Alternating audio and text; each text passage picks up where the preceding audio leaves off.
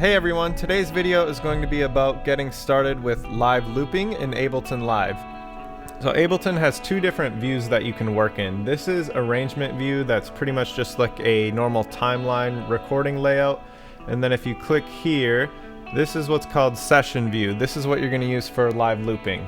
My one track that is here shows up way on the left, and then there's different slots for clips that you can record into. So one thing you want to make sure is that your monitor is set to auto and that your track is armed. So to get started, you're going to need either a MIDI keyboard or a MIDI controller that has an input for a sustain pedal or a foot switch. I'm just going to use my MIDI keyboard, and then I'm going to tell Ableton to use my foot switch as a loop pedal. To do that, you're going to go up to MIDI. This is how you custom MIDI map things in Ableton. So MIDI, and then we're gonna click the session record button, that's this one right here, and then tap your foot switch. And then you'll notice it popped up over here. You can go ahead and click out of MIDI, and this button right here, when it turns yellow, that means your metronome is on. You can go ahead and hit play. And you've got your click going there. Next to the metronome, you'll see where it says 1 bar. So the loops always start on beat 1.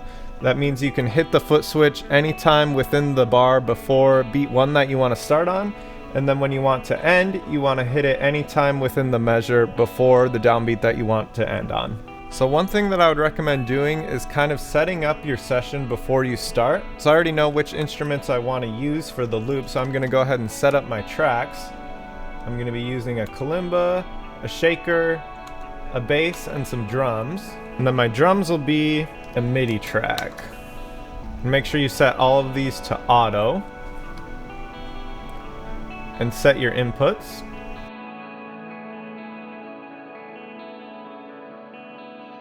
And then you're ready to start your session. One thing I recommend getting is a MIDI controller that you can use to arm your tracks and then control the clips with. So I use the APC40.